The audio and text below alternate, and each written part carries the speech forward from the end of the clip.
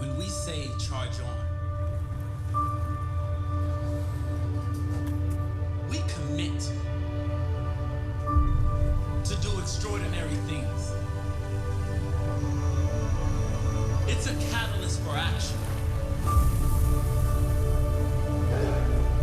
To put in the work. To keep trying. It's a challenge. To be smarter and stronger. Charge on. It drives us to be more. To get after it every day. It's time to rise above. To let them know we're coming. Charge on. Charge on.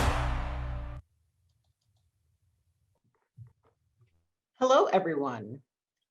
Welcome to the Research Recovery and Reskill webinar. This is our 6th webinar of the fall series. Thanks for joining us. I'm Susan Vernon Devlin, Manager of Communications and Marketing here at Rosen College. Today's webinar will be hosted by Ms. Vicky Lavendal, an Associate Instructor here at the college. The topic will be a panel discussion on the personal pivot. First, a little bit of housekeeping. We will use the question and answer feature for this webinar. So please place your questions and answers in the feature and also your comments so that we'll get to them when we're done with the presentation. If your question is the same or similar to one that has already been asked, we may skip it. If we don't get to your question by the end of the webinar, rest assured we will reach out to you and try and get your question answered. And now I would like to introduce Ms. Vicky Lavendal. Ms. Lavendal joined UCF's Rosen College of Hospitality Management in 2008 as an adjunct. She became a full-time faculty member in 2010. She previously served as the Director of Leadership and Training at the Gaylord Palms Resort and Convention Center, the Director of Human Resources at Charles Schwab and Company, and the Human Resources Operations Manager at the Walt Disney Company. Ms. Lavendal, take it away. Thank you, Susan, and thank you all for joining us today. I'm so excited to get to introduce to you 3 of our Rosen College alumni who have been incredibly successful in their career and are willing to share their story and experience with you today. So I'm going to start with just a brief introduction, kind of how I connected with our panelists today, and then I'm going to ask them to take just a couple minutes to share with you their college experience, their career experience, finally their COVID experience, and what places us on the conversation today about pivoting. So we'll start with Robert Schneider. Robert and I met when we both worked for Gaylord Hotels a few years back, and he has always been gracious to speak in my classes. So Robert, please share a little bit of your story with our audience. Vicki, thank you. Thank you for having me today. Yeah, a couple of brief history items. I graduated from the hotel program at UCF back in 1986. I believe I was the second year the program started. Immediately after graduating, I went and got my MBA in finance at UCF as well, because I wanted to have the 2 degrees before I went out and found my jobs. I immediately was hired actually by Holiday Inn corporate in Memphis, Tennessee, where we did financial analysis and market feasibility studies for their corporate-owned hotels as well as their management contract division, which they were just starting. So after about a year of doing that, I realized working with the hotels directly, I kind of found a passion being more on the operational side than the corporate side. So I was able to join the hotel division as a general manager. Did that for a number of years with Holiday Inn, and then realized that my passion was actually in the hotel arena, was in revenue management, where I actually spent the next probably 30 years of my life devoted to revenue management, specifically in the hotel industry, and analyzing the different revenue streams in hotels. Basically joined Gaylord, as you just mentioned, back in 2001 when the Gaylord Palms opened, and I was with them all the way until 2016, where I eventually went to Benchmark Hotels and Resorts because I wanted some regional responsibility overseeing multiple hotels which finally landed me at Rosen Hotels and Resorts back in Orlando, where they have approximately 8 hotels, 6,000 plus rooms in the Orlando market. And I was the director of revenue management for that company for 3 years before obviously COVID hit back in, it impacted our hotels back in July, where I was, the position was eliminated. And then eventually found myself where I'm sitting today at AAA headquarters in Heathrow, where I'm a project manager analyzing their revenue streams. So somewhat revenue management, but I had to pivot a little bit in order to make it work at AAA. Thank you, Robert. Appreciate that. And next, I'd like to introduce Rick Powell. So Rick, early in my teaching days, when I was teaching three different classes each semester, Rick, for some reason, as yet determined, participated in all 3 of the classes that I taught. So he will forever hold that place in my heart. And so he's got an amazing story to tell as well. So Rick, thanks for joining us today. Thank you so much for having me. And that is correct. I was, I believe, the first student to take the Lavendol Triple Crown. And I hold that very near and dear to my heart. But my name is Rick Powell. I am the part of the Rosen graduating class from 2010. I am a born and raised Orlando boy. So this is all I've known my entire life. I've been married to my wife, Melissa, for 11 years, and we have 4 kids, 8, 6, 10, and 2. So we've got a lot going on at our house. While I was a Rosen student, I did my 2 internships that were required at the time at Chick-fil-A, and post-graduation, I was general manager of a unit, a Chick-fil-A unit here in Orlando. From there in 2012, I became an owner-operator of my first Chick-fil-A unit in Clearwater, Florida. And I was there from 2012 to 2015. And in 15, I was selected to be the owner-operator of the Chick-fil-A at the Malt Millennia. So we got to come home and serve our friends and our neighbors. And so from 2015 to the end of calendar year 2019, I was at the Malt Millennia. And towards the end of 2019, was privileged to be selected as the owner-operator of the Chick-fil-A in Mount Dora, Florida. So that is where I join you today in our vacant play place. And COVID-19 for us in my first 10 months of our calendar year at being at this new business has had its unique sets of challenges, both personally and professionally, but it's also had its upsides too. And so I'm excited to be here this morning and excited for the time we get to spend together. Thank you, Rick. Appreciate that. And last but definitely not least, David Woodstein. We call him Woody. Woody was also a student of mine, and you will learn that Woody started his career at the ripe old age of, I think it was 13. And so he's got an amazing career story, very successful. So thank you for joining us today as well, Woody. It's my absolute pleasure, and hello, everybody.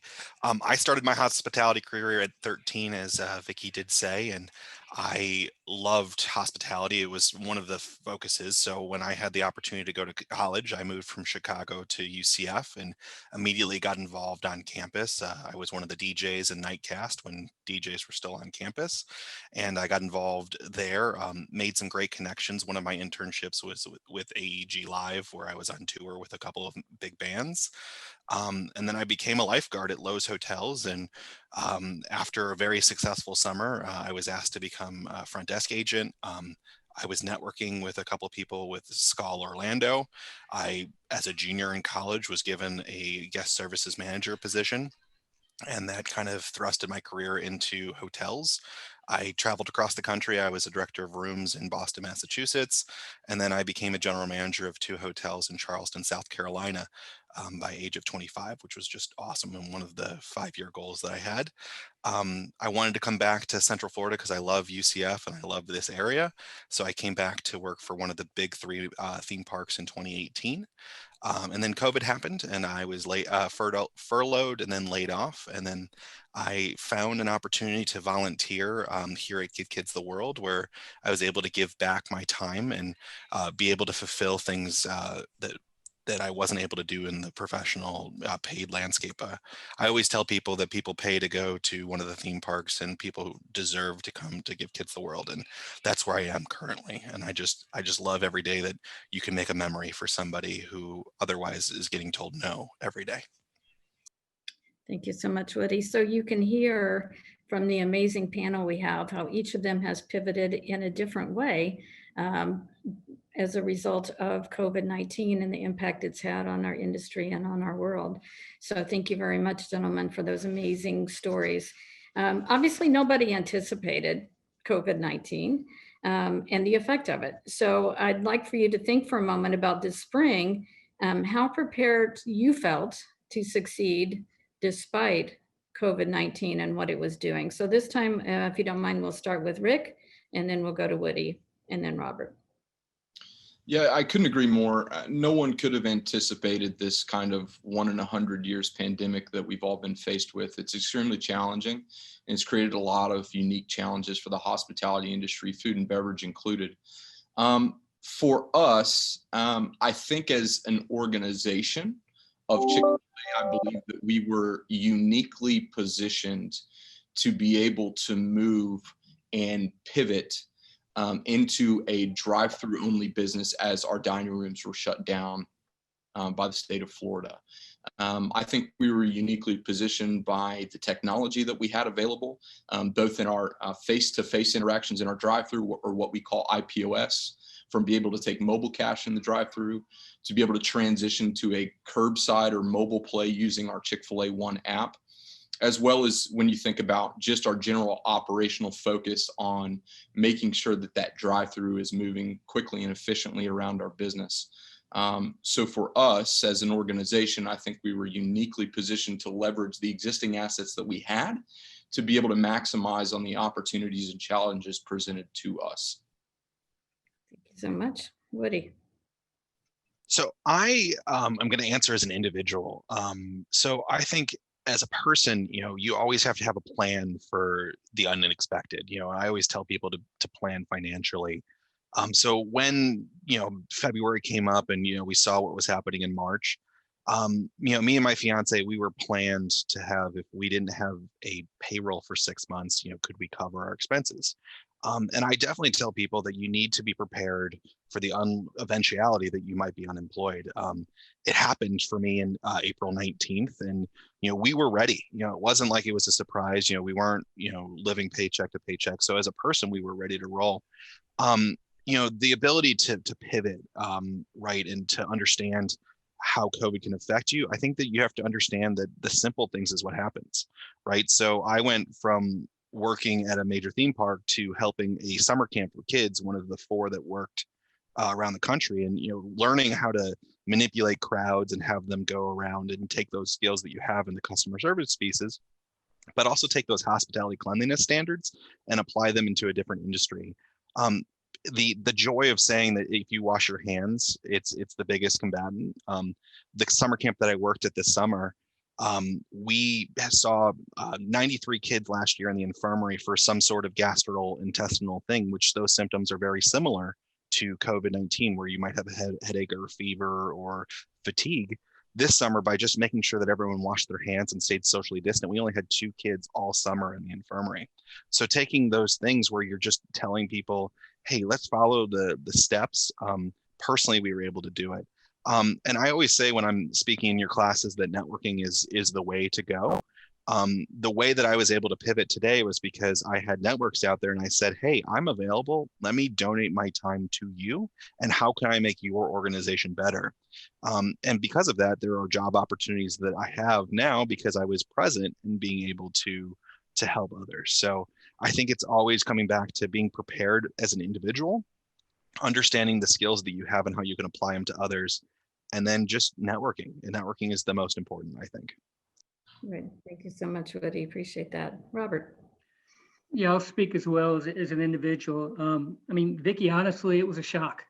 Coming off of 2019 for the hotel industry across the country, if you look at all the Smith Travel reports, was not a good year. It was not a good year for groups.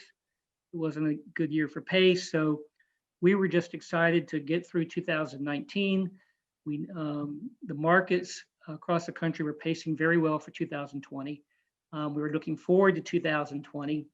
We came out in January, February, groups were booking. We had a nice leisure base on the books for transient, looking further out. They were even booking during the summer, which was a little odd. And then obviously March happened, and COVID hit, and then it was awful. I just saw a lot of my friends in the industry and peers start to get laid off. I saw groups starting to cancel. You saw the Smith Travel Report start to plummet. And from a revenue management standpoint, revenue management is there to maximize revenue. There's not a lot of need for revenue management in the short term when your hotels in the Orlando market are running 15 to 25% occupancy. So essentially, it was a shocker to not only see these hotels run 15 to 25%, but also see this across the country as well. So just to address your question, how prepared was I? Not at all, based on how well the markets were positioned in 20, and we just did not see this coming. But fortunately, and we'll get to, I guess, in your other questions, how we pivoted and what we had to do to survive, I can definitely talk to that. So actually, Robert, I'm going to let you go ahead and speak to that, because my next question, you set it up perfectly, is what is it that enabled you, each of you, to pivot your career, your energy, your motivation, all that to be successful at what everyone in the world knows is an incredibly difficult time? So go ahead, Robert. Right. Well, thank you. I knew that, it's probably the rest of the panel. I've been in hospitality since I graduated in 1986. And I knew that's where my passion was, and that's where I wanted to stay. So essentially I had to look at, okay, Robert, what are you currently doing? You're driving revenue, you're maximizing revenue streams. A lot of these big box hotels in Orlando and across the country have multiple streams of revenue, whether it's through golf courses, spa, hotel rooms, food and beverage, catering. And so I had to think, obviously hotels is not a place I'd be able to pivot to because the entire industry was suffering. Saw the same thing kind of on the restaurant side. And then, as I pass every day the AAA office, I said, it's still hospitality. There's still a lot of people who sign up to offer AAA rates. And I said, let me go to their website. And I saw that they have not only revenue streams from hotels who want to participate with AAA, but also they have B2B and B2C. They're selling to rental car agencies. They're selling life insurance. They're selling road assistance. So they have probably 15 to 20 different revenue streams. And so eventually I said, all successful businesses either have one or multiple revenue streams, but they have to manage the short term and the long term. And I said, whether I'm building a demand line for pace for hotels or revenue, or I'm building it for AAA to manage how they're doing in their life insurance business or how they're doing on their road assistance or those kind of things, there's a connection there. So I essentially thought a little bit outside the box and said, can I create demand curves and demand trends for AAA to see how they're doing in their business? And met with their senior leadership and told them what my idea was in terms of bringing to the table, how can we make sure that we're managing to our long range plan, as well as hitting the short term, but this was mostly about the long-term strategy and actually looking at, if this happens again, what can we do to make sure that we're prepared? And so I incorporated that as well. And so just managing the revenue streams is kind of what gave me the idea of looking at AAA. Great, thank you. And we always talk about our education at Rosen College is really a business education, and that's relevant to any other industry because every business has customers or guests, and we have unique skills to offer that. So you did demonstrate that well. Thank you so much. Sure. Woody, you talked a little bit about pivoting already as well. So what is it that enabled you to be successful in this pivot? Yeah, I think that you said it right. I mean, ultimately, we're in the customer service industry. We care about our guests and their satisfaction to the biggest points. So understanding, how you can take your skills, like somebody who was an operator of hotels that were underperforming, and be able to apply processes to other businesses has been huge. I think for me, coming back was understanding who I was as a person and what makes me get up in the morning. So I love making people's day. I love creating special moments. I love the fact that, I can turn somebody's experience around by just giving them the gift of my time, right? So I went after organizations that do create experiences that are positive for people in their life. I think that hotels, yes, we're good at putting people heads in beds and creating maximizing profit, as Robert said. But I think at the end of the day, we want to make honest connections with people. So coming to a place like Give Kids the World, where I'm able to make those experiences for people who otherwise might not be able to afford or don't have the means to do so, has really been meaningful. And even in the summer camp field, some of the things that I learned being at the theme parks are applicable, and you can take those things and really apply them to be successful.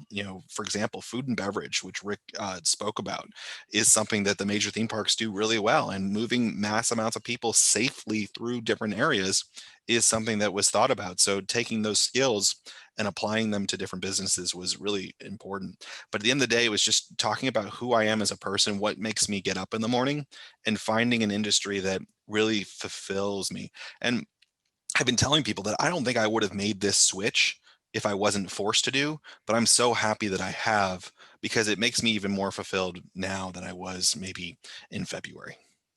Great. Thank you so much. And I know you impact a lot of people with that as well. So thank you. Rick, how about you? What helped you to pivot successfully? Yeah, I love what David said. I love him mentioning that personal purpose piece. I think that's so incredibly important. For me, it's a couple things. Number one, it's that purpose. That purpose for me personally is to have a positive and lasting impact in the lives of my guests, my team members, and in my community. So that's a super important piece. But then as we think about what's happening in the external environment as the pandemic hits, people are getting laid off. And for me, I have 110 team members that work for me directly here at Mount Dora. And I think of them, they're my motivation. I need to continue to bring revenue and people to the business so that we can continue to employ them. And so that motivated me in a big way to pivot for the business, because one of the things that I think our industry and many industries in the pandemic have faced is that the commodity, and now we trade in the most, is trust. Is trust, right? Our guests and our team members alike have to trust in us that we have their health, safety, and well-being at the foremost of every decision that we make. And so if we're not displaying that, if we're not promoting that to our guests and our team members alike, then we lose opportunities to serve. And so those are some of the things that we've tried to put in the forefront, is if we can't protect our team members, then our team members get sick and we have to shut the business down, and then we can't serve guests. Or if we can't keep our guests safe, then they'll find another restaurant to go visit. So I do think that personal purpose piece is so incredibly important, keeping the main thing in this time.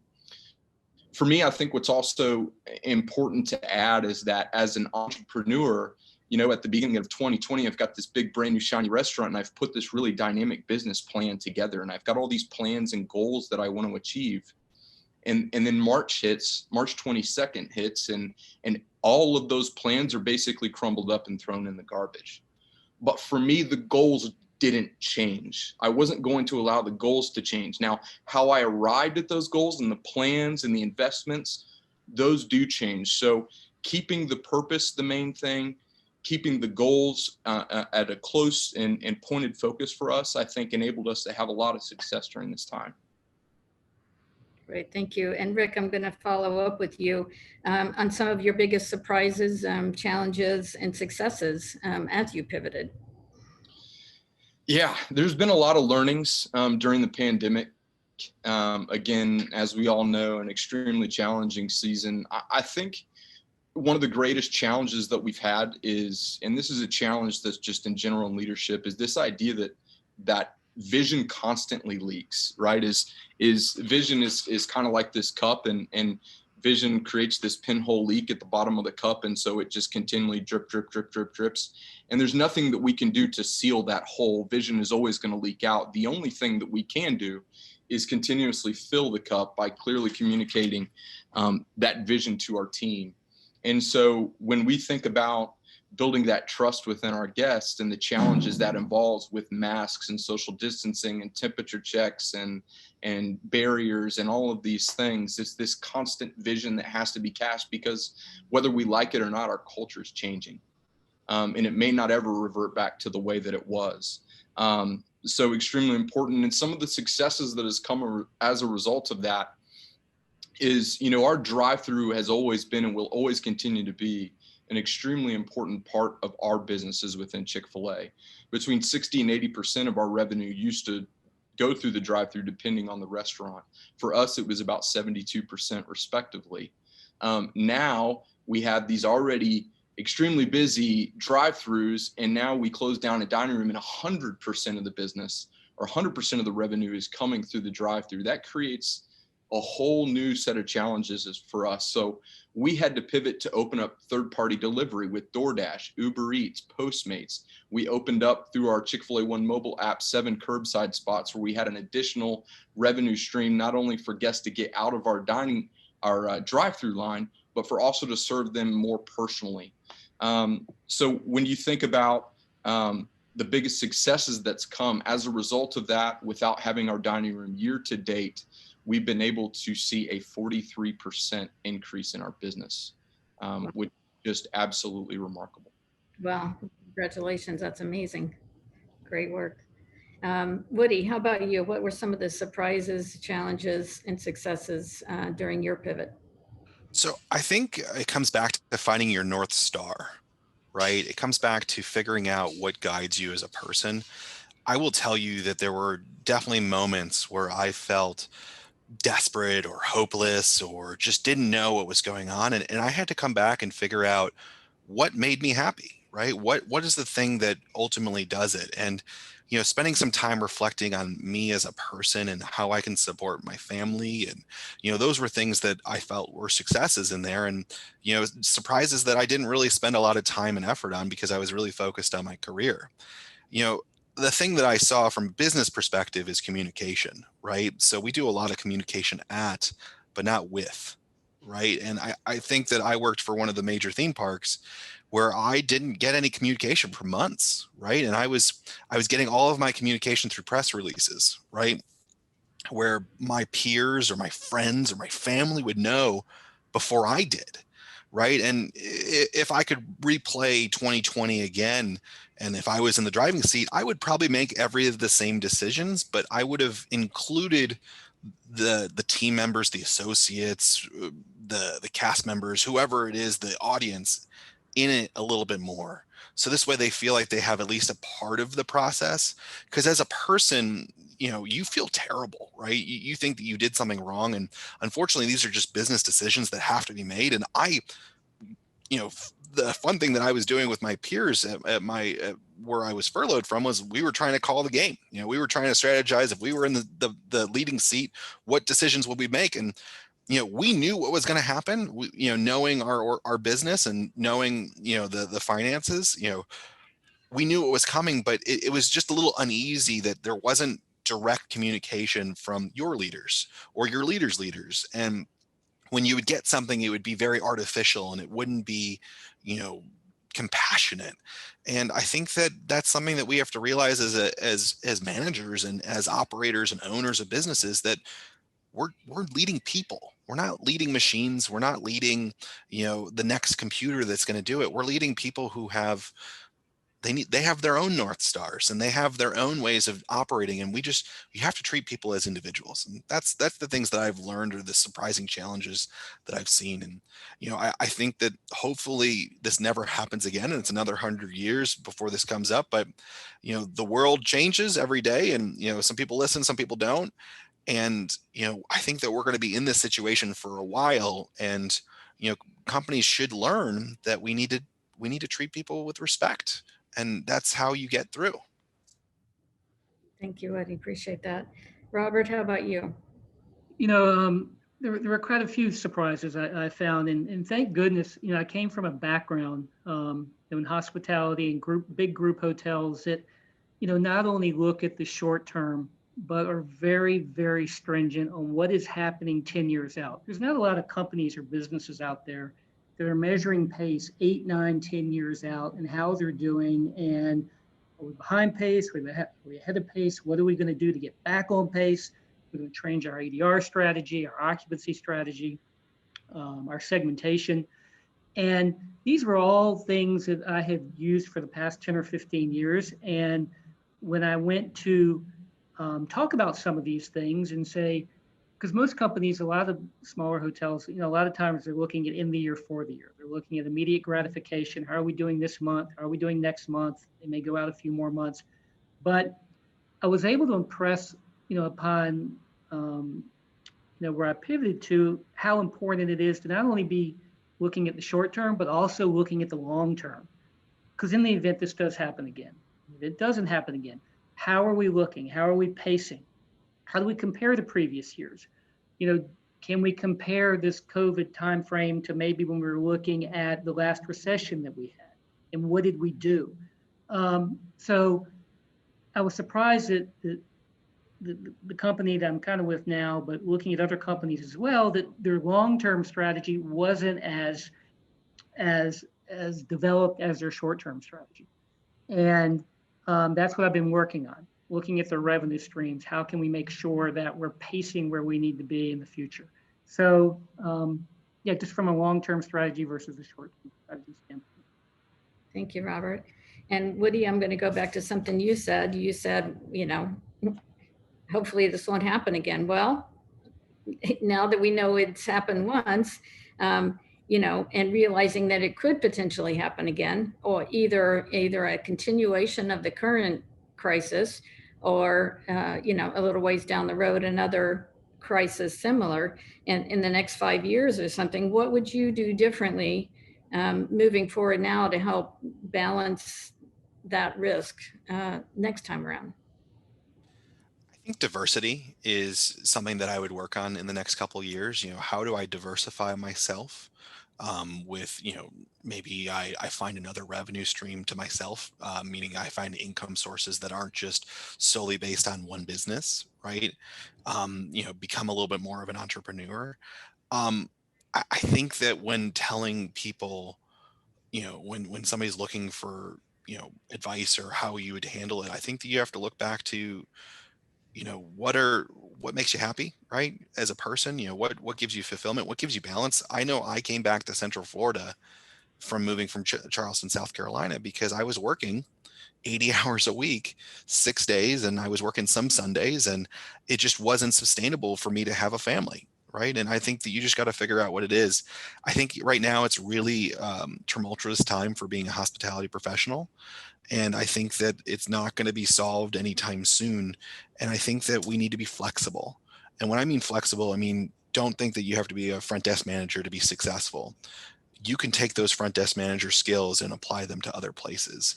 And I think that that's really, really important, is that, you might be dead set that this is what I went to school for. But as we said earlier, hospitality is a universal business.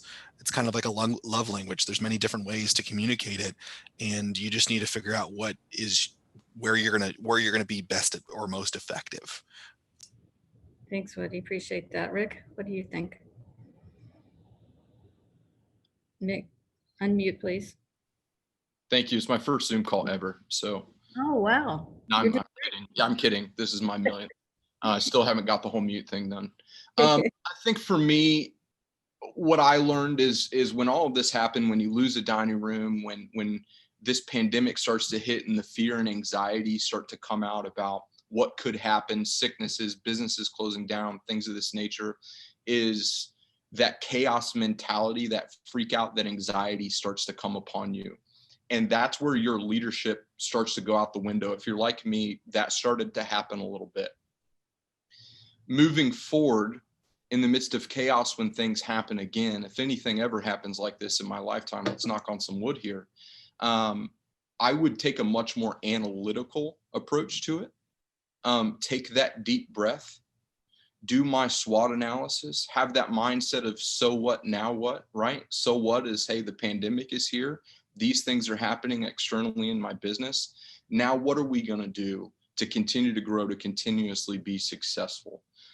So for me, the learning is, hey, let's take a deep breath. let's rely on our leadership and let's be analytical about how we move forward. Thank you, Rick. Robert, what are your thoughts? Great word, analytical. I think that, and I heard the word diversity. I think that's important. But I think, when you combine those two, you need to figure out what your competitive advantage is as a person. Especially what do you do best? What can you bring to the table? What can you do differently than anybody else? If I had to think of one word, for me, it's excel. I've tried to learn everything I possibly can about that software program. I've used it in my analysis for the past 20 years. I find myself a lot of times being the go-to for putting together templates and return on investment analysis and doing NPVs or IRRs, whatever I'm looking at. But you need to find out what your strength is and just make sure that you never stop trying to develop it and to learn more, because you don't know when you're going to need it, like right now. To be able to come to the table and offer something different than anybody else is doing or more than other people are doing is important, what I've found. And it's also a way of showing your creativity. So diversity, analytical, creativity, competitive advantage, I think all those are important, and you make sure that you don't lose sight of that when you're trying to make sure this doesn't happen again. Right, thank you. And I do have one question I want to close with for each of our panelists. Thank you for all you've shared so far, but I do want to check in with Susan to see if we've got any questions that have come in from our audience that we'd like to respond to. Hi, Vicki. Yes, we do have 3 different questions right now being posed. The first one is from Carla. She wants to know, do you think furthering our education would be especially beneficial, such as pursuing an MBA? I can address that, I guess. I did get my MBA right after I graduated with my hospitality management degree. Yes, and yes. As I mentioned, you need a competitive advantage. Back then, mine was my MBA. It taught me how to think differently. It taught me when I was in a room of managers, I a lot of times felt like I had that additional analysis that I could bring to the table that nobody else could. And I feel like that benefited me because, again, it defined my competitive advantage because most of the people in hospitality, at least back when I've gone through it, there's not a lot of MBAs in the room. And that's probably why I accelerated, I think, the way I did, because I just brought that added dimension to the table and that analysis to the table. Great, thanks, Robert. Okay, do we want to go to another question, Vicki? That'd be great.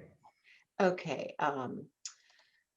this one is from an anonymous attendee. As an alumna that is looking at continued furlough status in the hotel industry, where do you recommend I network to be most effective in securing another job without looking like I am desperate or feeling hopeless? I would like to take this if you guys are okay with this. I think that you should come from a position of strength, right? So you're furloughed. You're handling this. I think that you need to find a way to make short-term income. The moment I got furloughed, I was doing Instacart and Shipped and all of those things just to make sure I had my bills paid. So I had those Maslow things where, I have a roof over my head and I have food on my table, right? Because those are the core principles. From there, take your efforts and figure out where you want to go, right? So I knew I wanted to affect change and I wanted to work in a nonprofit. Well, nonprofits need volunteers. I gave them my time, right? I gave them my expertise. And I will tell you that when I first came to the village, I was pressure washing. It was not anything close to what I'm doing right now. And I was just there present. I was being myself. I was basically doing a long form interview. It was a 2-month long interview with them, right? But I was showing them that I was worth it. And when there was given the opportunity to succeed or to shine, I took that opportunity and I wouldn't let it fail. And I don't think that that's showing that you're desperate. I think that that's just showing that you're taking advantage of the opportunities that are given to you. And That could be done in for-profit businesses too. I mean, I've got friends right now who are really good at computers and websites, and they go look at a business and they look at their website and say, hey, this isn't great. So they're going to take their time. They're going to create a website for this business and give it to them for free. Hey, here's a landing page. I think this is so much better. It's SEO perfect for you. It might bring more business. If you need help, I'm here for you. It doesn't have to be a hard ask. It could just be an olive branch, and you don't know where those olive branches can go, because maybe that one business owner doesn't have anything else to give you, but maybe his friend does, right? And you just got to be strategic on coming back to Robert, is what's your strength, and play to it. And to piggyback on that, because that was a great example, I kind of did the same thing within revenue management. And it's very easy to look at what a hotel is doing on their website, how they are. Do they have rational pricing? Does it make sense? Do they have rate parity among all the channels? Does their brand site equate to what's on Expedia or Travelocity? So I would go do this analysis, this one-page analysis. I'd send it to the GM. And actually, it was a great way of getting some contract work as far as just showing them where they could improve. And, maybe they just took their eye off the ball, because obviously, this kind of reminded them, no, we can't take our eye off the ball. We need to constantly continue what we're doing, even if we're running 20% occupancy.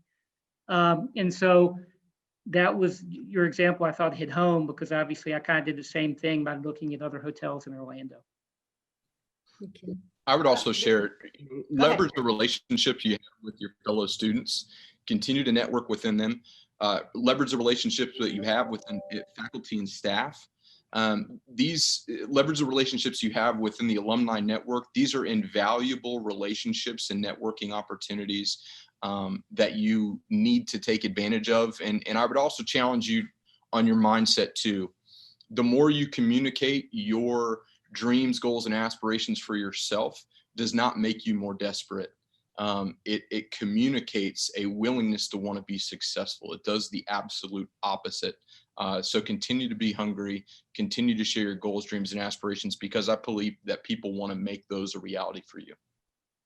I want to go to a follow-up question I guess it's kind of based off of what Woody said about power washing, so that he could just be there in the moment.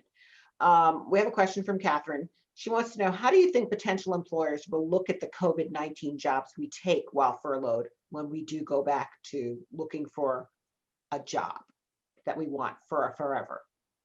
So I'm going to go back to something that Vicki taught me in communications, right? It's all about how you draft the message, right? So it's all about how you create a narrative over it. I don't think that any employer is going to be mad about you trying to provide for your family. And if they are and they use it against you, that is not an employer that you should be working for. One that doesn't care about you as a person is not somebody who you should be working and spending more time with them than your family. Just period, end of story. I think that you just need to look at what jobs are out there, just so this way you can come from a position of strength. And then I will tell you that on my resume right now, do I have pressure washer on there? No. It's got my last job on there. And if they want to speak to what are you doing currently, absolutely, I'll have a conversation with you. And I'm not trying to be deceptive or anything, but right now, that's just how I'm getting my bills paid. And that's the narrative that I want to have. And absolutely, I can speak to them about pressure washing. Absolutely. But at the end of the day, the narrative is that I'm a professional. I have had professional jobs and I have skills that I can translate to the new one. Does anyone else want to take that? Okay, if not, we can go on to another question from Brian. Brian wants to know, when the hospitality industry business levels eventually resume to pre-COVID levels and positions begin to post, do you believe there will be a challenge to fill roles, since many that were laid off had to pivot to other industries? Do you foresee a negative cultural change in the industry, that working in hospitality could be viewed as unstable based on the unprecedented levels of furloughs and layoffs? Who wants to take that one? I'll take it. So what I hear this person this person asking is, do I believe that the levels of competition for these roles that will come back will change? No, I do not. They were competitive before. the pandemic, and they're going to be competitive after the pandemic. I think what's important for students at this time, because I think I can sort of put myself in the role of an upperclassman who's invested time and energy and effort to get a proper education in the field of their choice. And they're looking at graduation and the state of things that are happening around the hospitality industry and the anxiety that comes from that. I completely understand that.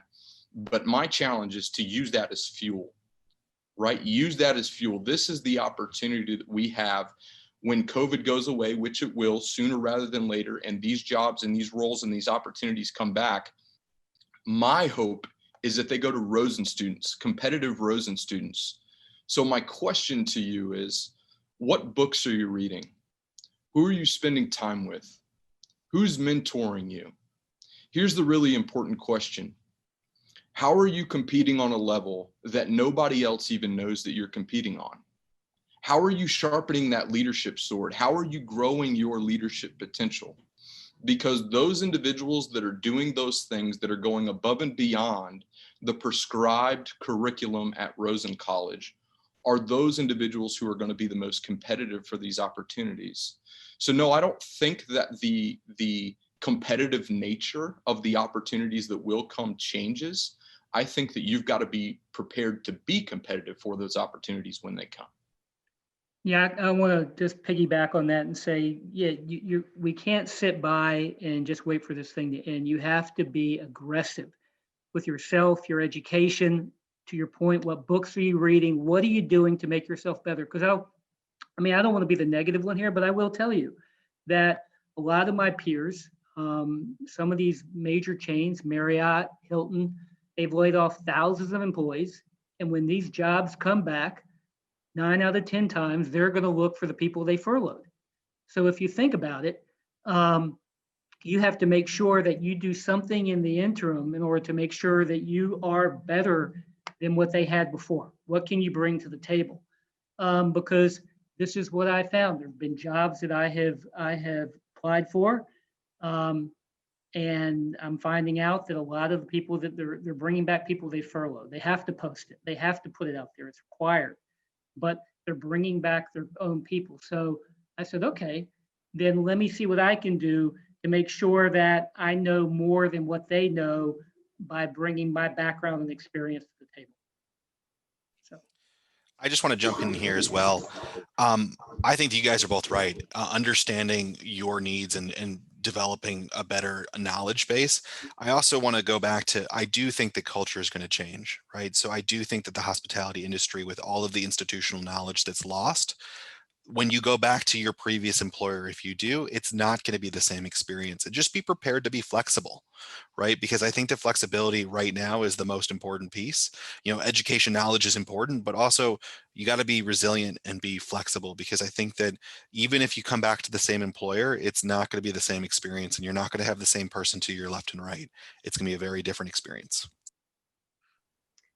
Thank you, gentlemen. We have one more question from Jalen.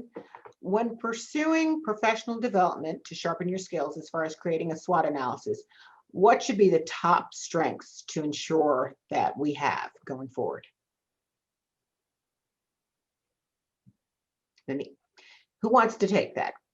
Vicki, you might start, because I know you impart a lot of wisdom to your students. Well, I'll just make a quick comment. You can't claim strengths that you don't have. So your strengths have to be your authentic strengths. So I may want to be this kind of person, but wanting it doesn't make it happen for me. So I need to be self-aware. All leaders are above all self-aware of what my strengths are. So I can't force fit strengths on there that I think people are shopping for. I can only put my actual strengths there. And it's always my job to tell the story of how my education, my experience have uniquely prepared me. My job is to translate pressure washing into how this is going to help me be a strong contributor to this organization. So you can't create strengths just because you think they're in vogue today. Your strengths have to be your authentic strengths. And which means that you also have to be authentic about those opportunities and weaknesses as well. So be realistic there too, but focus all your energy on leveraging your strengths and how they make a very unique contribution to the organization that you are seeking. That's my 2 cents worth. Yeah, I couldn't agree more. You cannot promote strengths that you don't have. That's extremely well said. However, if I was backed into a corner, a gun to my head, and you told me that there needed to be one strength, I would say leadership is the number one thing. Your ability to influence other people to achieve a common goal is game changing to the organization. I say this to as many upperclassmen every time I have the chance to at the Rosen College, but leaders and managers are different, very different. And above those gates that we walk in on the Rosen College, it says through these gates, past the future leaders of the hospitality industry. It does not say the future managers, because they're different. Managers are important. They add value to the organization. Managers make sure the decks are swabbed, the knots are tied, the right sailors are in the right position on the ship. We need that. It's important. Leaders, however, determine where the ship sails, and they motivate and encourage and influence everybody else on the ship to achieve that final destination. They are game changers. So if you can lead and influence people, you are invaluable to any organization. And to piggyback on that, and I'll leave you with one quote that I heard. I don't know who said it, but we don't hire smart people to be able to tell them what to do. We hire smart people because we want them to tell us what to do. And that's kind of the way you have to look at this. You have to benchmark your strength. Where's your competitive advantage? And then make sure that you're going to invoke that on whatever organization you go into. So you're telling, because that's why they hired you. They hired you for a quality, for a strength. You have to make sure that you tell them the best way in order to manage this situation because of your strength, not the other way around. One of the things I say when I go into classes is to be uniquely yourself when you're interviewing, right? The worst thing you could do is project yourself to be somebody you're not, because guess what? When you're on the job, we're going to find out really quickly who you are. Your facade that you put up just means that we just made a bad hire and you're going to be gone within the first couple weeks. So be yourself, be unique, and show your strengths for who you are. Don't try to project what you think is want, because you might not know actually what the purpose of the conversation is. And if you're yourself, they're going to find the right fit. So thank you all for all that you've shared. And hopefully everybody on the call sees why these are 3 successful leaders and graduates of our college. The last question I had was this. I'm sure that there are a lot of people on the call that are in their own moment of personal pivot right now. So you've given a lot of great advice and you've sort of summed it up in some ways, but I also just want to give each of you the opportunity to add anything else that you would share of encouragement to those who are in their own personal pivot, anything else that just would wrap up your comments with us today. So Woody, I'm going to start with you. I would tell you that you're going to be fine. You're going to be here tomorrow, and what's happening in your life today in 2-3 years will be nothing. You'll be insignificant. You'll remember it, but ultimately you're going to be fine. Just figure out where you want to be in this world and just go after it aggressively, as Rick and Robert have both said. Just go out there and be yourself. And at the end of the day, there are a lot of people at Rosen, myself included, who are here to help you. And if we could ever be of assistance, it would be our pleasure to do so. And just be yourself. That's all I ask. Thank you, Woody. Robert? Yeah, I would say just take this time, if you do have a lot of time, and figure out what your greatest strength is and just try to improve upon it, because it's going to pay dividends for you. When you start working again and you're working in this industry, you work 60, 70, 80 hours a week. You know that if you've been in the hospitality industry, you don't have a lot of time for anything else. You have your personal life and you have your work life. I would say this time, I've had a lot of peers of mine who have taken this time, who've gotten advanced degrees. They've gone and got their CRMEs in revenue management. They've just done some things they haven't been able to do. So when this thing does subside, that's just one extra thing you can come to the table with. And if that question is asked, well, what have you been doing? you can tell them this is what I've been doing to strengthen myself. And I think it will pay dividends. Great, thank you. That's a great question because you will be asked, what have you done? Yes. And sit at home and watch Netflix is probably not your best answer.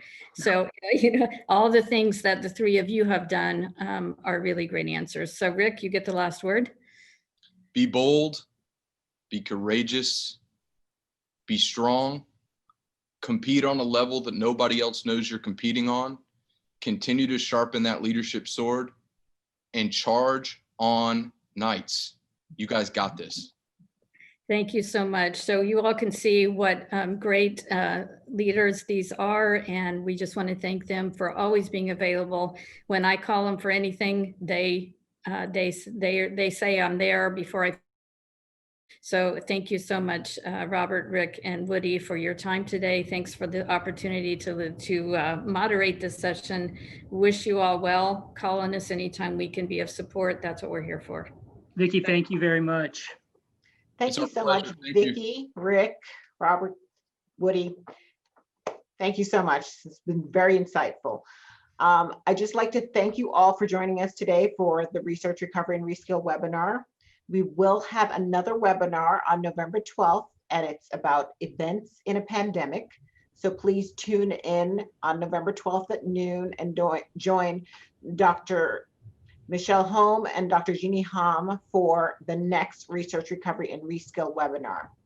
Please visit the Rosen College website and click on Professional Development to register for our webinars and also to view the previous webinars that we have shared with you. You can also find them on our YouTube channel. They're all there for you. If there was a presentation with slides, you will find that on our website. Thank you again for joining us and have a great day. Thank you very much. Nights.